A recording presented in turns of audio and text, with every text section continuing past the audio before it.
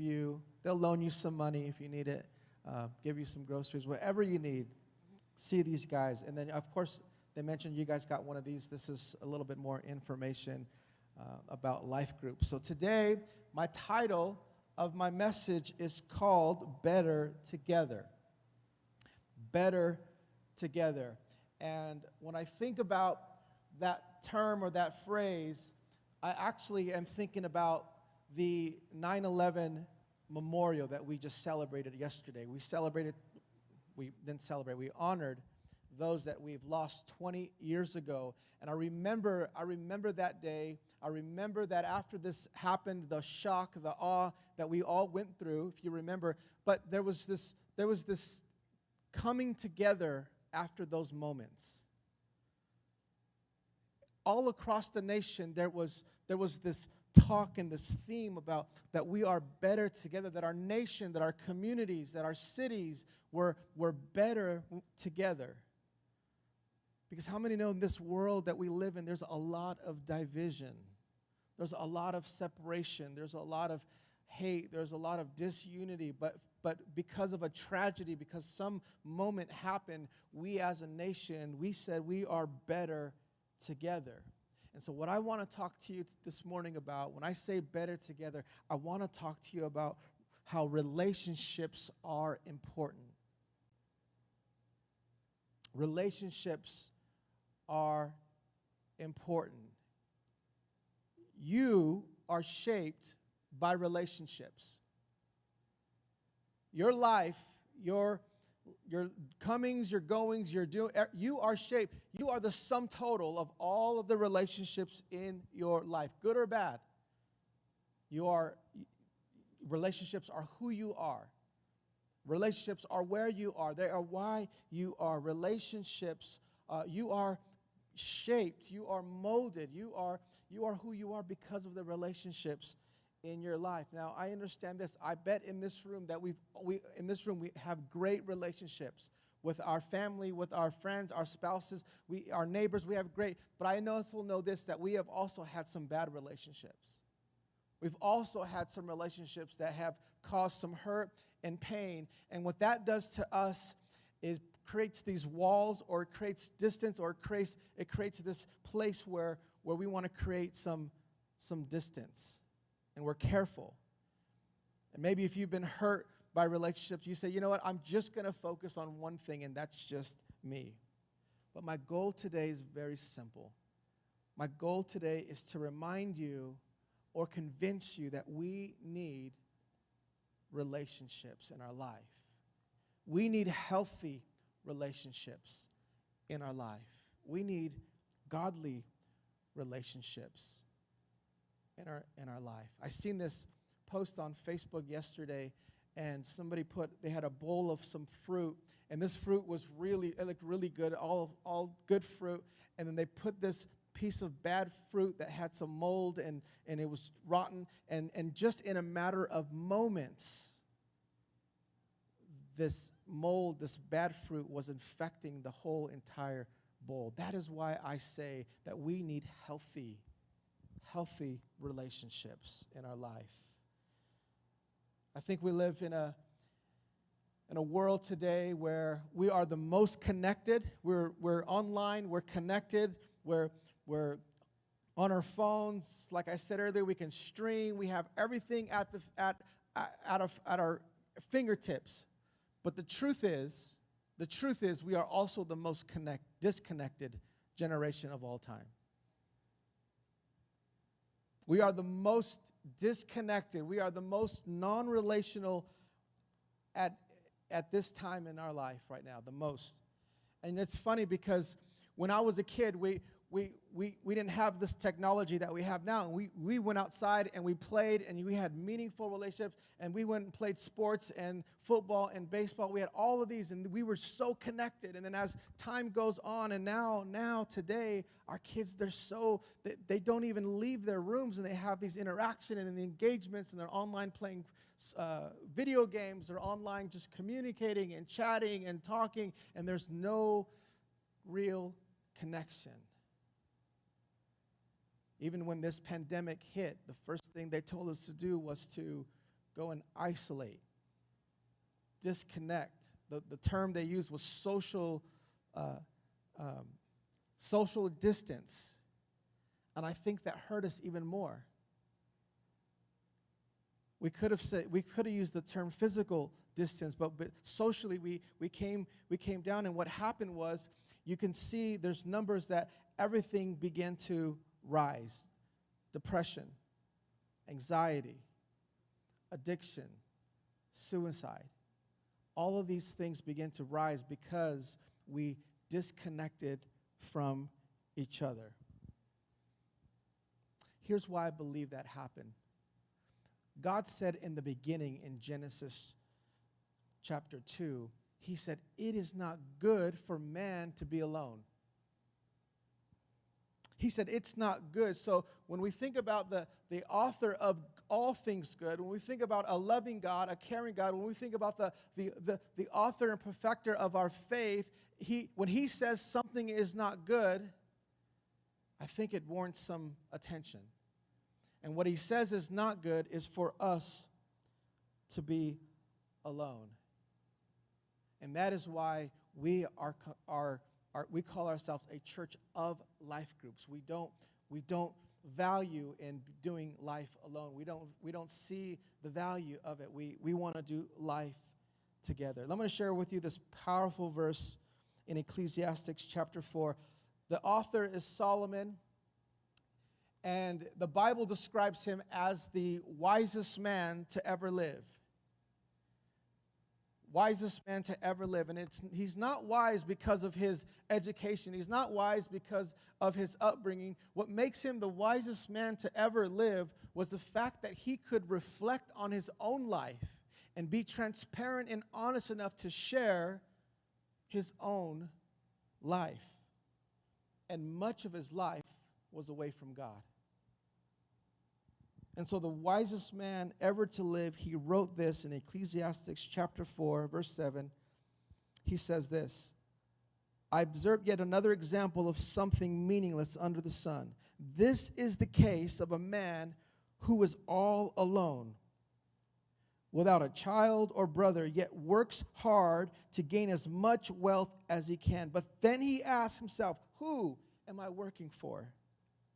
Why am I giving up so much pleasure now? It is also meaningless and depressing. He's saying that the priority for this man, for himself, is off. He's striving to become something. He's striving to what he thinks will make him happy, which is hard work and wealth. And he's saying it's meaningless. It's not working. And then he writes this, 2 people are better off than one, for they can help each other succeed. If one person falls, the other can reach out and help. But someone who falls alone is in real trouble. That's the verse, church, that stood out to me the most this week. Somebody who falls alone is in real trouble.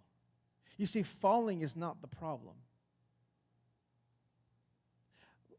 Life has its way of challenging us. Life has its way of making us stumble and fall. And life has its way of hurting us. There's nobody in this room, there's nobody that has the exception that they won't fall, that they won't experience difficulty. But the problem is this, is falling alone. That is when we are in trouble. And I don't know if you've ever had a moment or feeling of being in crisis alone, but it is one of the worst feelings that you can ever experience. My heart, my prayer is that nobody that I know, nobody that I love, I can imagine my family or somebody that's going through a difficult time being alone. Difficult times are inevitable. I can't stop the storms of life. I can't stop the pressures of life. But what I can do is I can be there for somebody. What you can do is you can be that person that helps someone succeed. So we need healthy relationships. we need to be in healthy communities. We need life groups. Can I share with you some 3 top excuses why we don't connect? This is three excuses. The first one is naivety. Sometimes we think we don't know we need relationships. Maybe nobody's told us. Maybe nobody's modeled it for us. I know for me growing up, I grew up in kind of a rough area, and it was very popular and common for the guys, the older guys, they would have this saying tattooed on them, sometimes in Chinese, and it said this, trust no man. And I thought, whoa, man, all the older guys, all the cool guys, they had this, and multiple people had it. It says, trust no man. There was a sense of we don't need people, that I'm my own. And so you think about this, you think about whatever neighborhood you grew up in, that's still the same thing. We think we don't need each other, or we think we just need our own small little family where we don't talk about things or share things, that we're just private people. I know. And for men, it's even worse. We're tough. I don't need nobody. I'll do this myself. We're prideful. I love Muhammad Ali. I don't know what your thoughts about him are, but I love his colorful personality. I love the sound bites that he left us with. And so I read this week a story of him going on an airplane. And he was adamant. He's, I'm not wearing a seatbelt. I don't need a seatbelt. And so the stewardess comes by and she says, Sir, you need to put your seatbelt on. And he said this. He says, Superman don't need no seatbelt. And the stewardess responded. She said, well, Superman doesn't need a plane either. But, sir, you need to put on your seatbelt. No matter how tough we are, we need people. We need each other. Second excuse we have is maybe our temperament. Maybe you say, well, I'm just so introverted. Like people make me nervous. People make me anxious, and I don't go and expose myself, and I don't want to go to them. I'm shy. Let me just say this to you. It's awkward for all of us. Introvert, extrovert, it doesn't matter. When we come to a gathering, we come to a meeting, we come to a new place, it is awkward. Here's my advice to that. Let's get over it. Let's make that step. Let's be awkward together and get into a group. Let's do that. Let's get over it. The third one is this. It's fear. It's fear. I know we think that there's some weird Christians out there, and there are. There are. I know sometimes we think, well, if I go to a life group, I'm going to walk in, there's going to be a circle of chairs and one in the middle, and that's going to be mine, and they're going to pray for you and lay hands on you and shake you until something comes out, and that's fear. I want to tell you that the opposite will happen, that you're going to discover people that care about you. And if you make a commitment and you join that circle of chairs and you join that circle, it's like it becomes a circle of trust.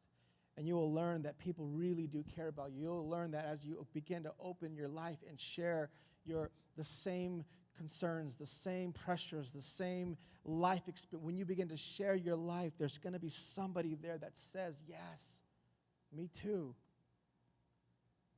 You're going to meet more people that you have more in common than you think. I love this quote from C.S. Lewis. He says this. He says, friendship is born at the moment when one person says to another, what? You too? I thought I was the only one.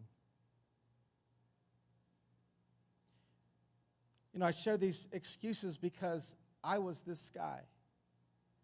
I was this guy that thought, even as a Christian, even as a church leader, I was this guy that thought, I don't need people. I don't want to go to someone's house. I don't want to do a life group. I don't need to do a life group. I'm totally fine. I got my family. I got my job. I got my responsibility. I got my thing. I don't need people. I don't want to go to a house and take off my shoes and eat hummus. And that's not me. And share and talk. I'm not doing that. And I fought and I resisted. And we came to this church, Gateway, 17 years ago, and they were talking about how they are a church of life groups. And my wife picks up this pamphlet similar to what you have, and she begins to look for a life group near us. And I'm like, what are you doing? We're not going to that. That's not what we do. We've gotten this far without them. We don't need a life group. And I've shared my story before, but I'm going to share it again. So my wife goes first, and she says, you gotta come. You gotta come. Like it was so easy. It was so good. And so I finally went. And I remember feeling these things. I remember feeling fear. I remember feeling awkward. I remember feeling like I didn't need these people. And we came in and we sat around, and there was food and fellowship, and then there was just this life. And all of a sudden, I genuinely felt like these people cared about me. There wasn't some agenda. There wasn't some focused discussion or script that they were following, that we were just really talking about life. And something inside of me began to wake up. Even though I was a Christian and a leader for many years, there was something in my life that was missing. And our life was changed because of this life group. This life group stood by us. We went through this very difficult transition, and they were there for us. They didn't have to be, but they chose to stand by our side. They were there when my daughter was born. They were the first ones to come and bring us a gift when our daughter was born. They were the ones that when my wife had surgery, they were the ones that planned all of our meals and took our kids to school, and they were there for us.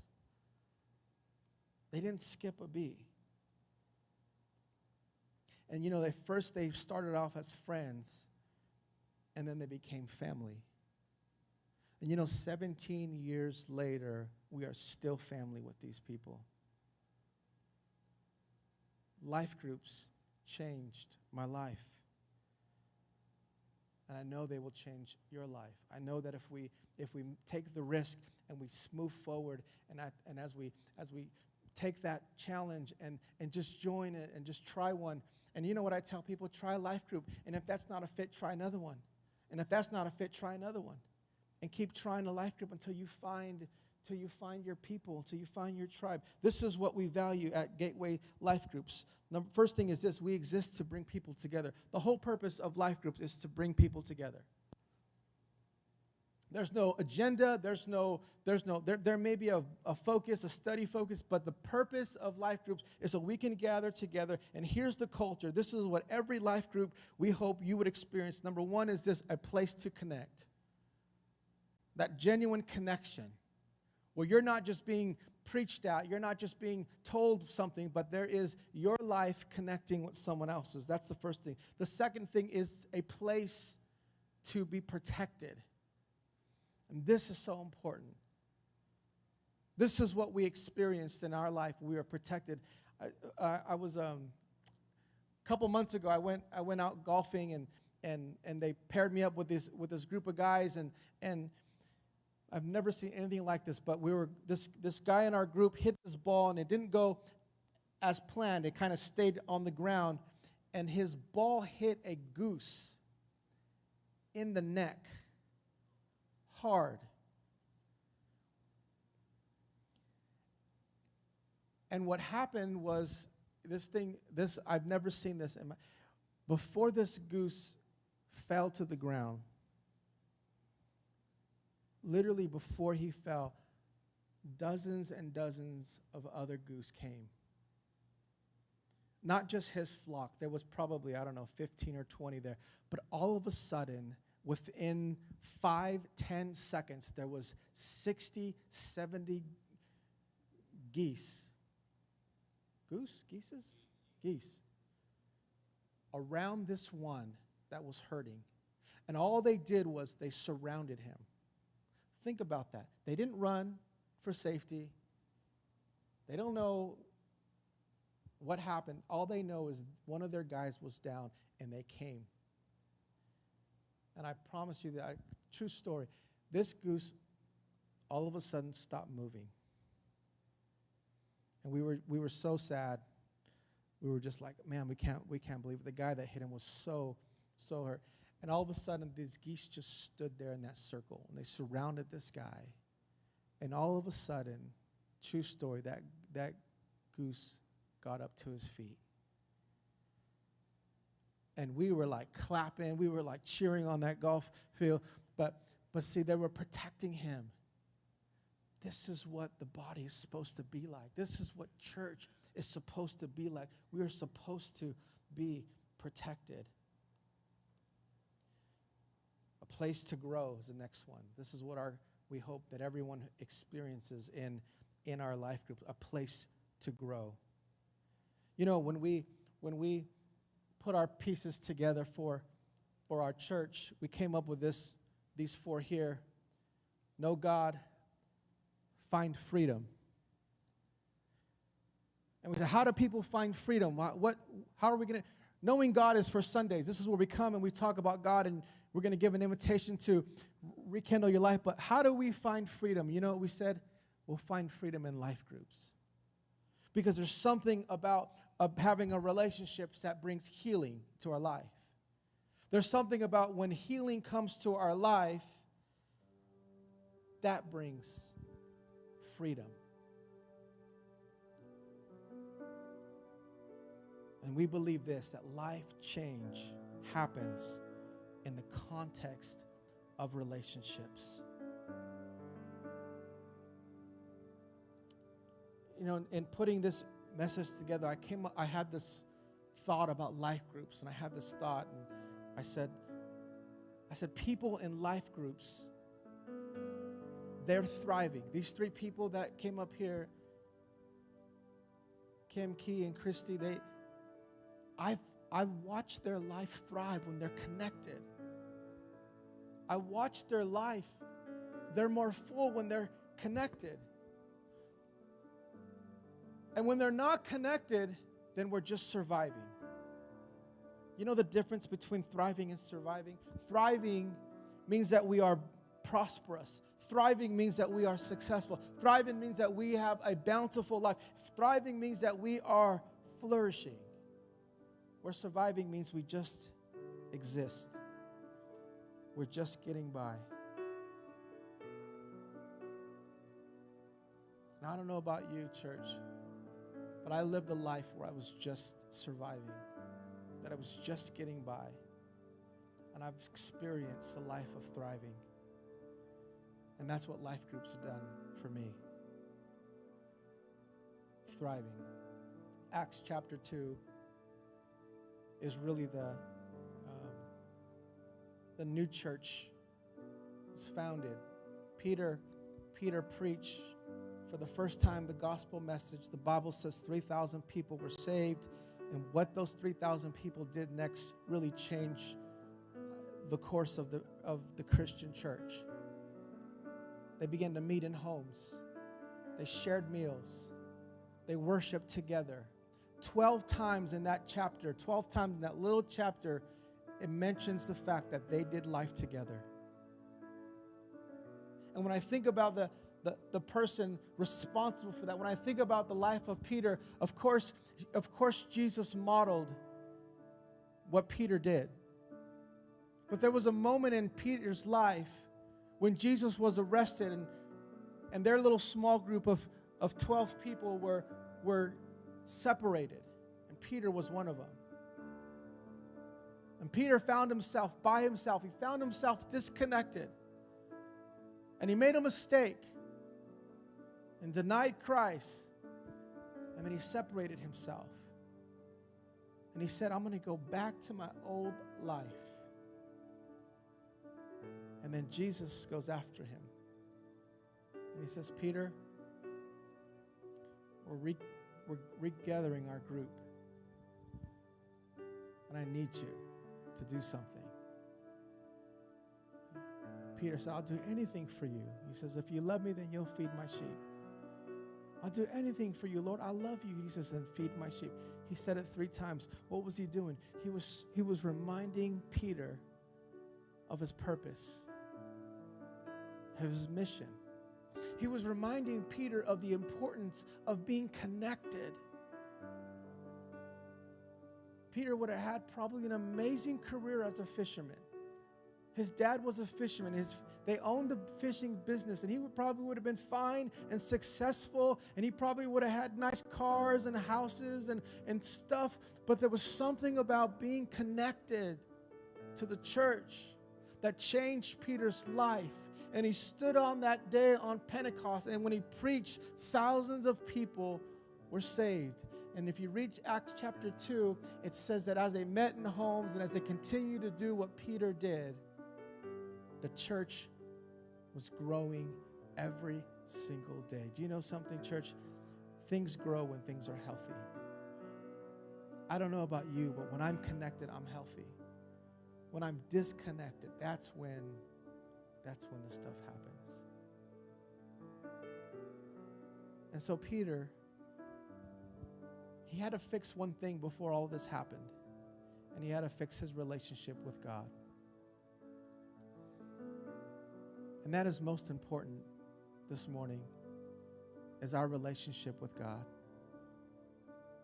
It's nice that we have a group. It's nice that we have friends. You may even have somebody that speaks into your life every now and then. But there's nothing like having a relationship with Jesus Christ. That is the most important relationship you could ever have. So as we close this morning,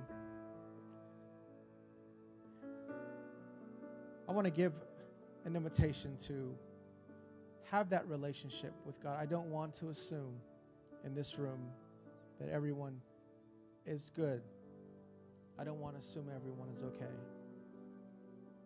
But if you pray with me, if you close your eyes and bow your head, I would love to ask you a very personal question, a very real question, a very question that is going to take courage for you to respond. It's, how is your relationship with God? Peter was honest and he said, I'm just going to go back. I don't need this anymore. It's too tough. I've made a mistake. I blew it. But Jesus went after him. And he's coming after you. If there's anyone here this morning that says, I need to renew my relationship with Christ, I want to pray with you. If you lift your hand, I want to pray with you. Anyone feeling disconnected? Amen. Amen.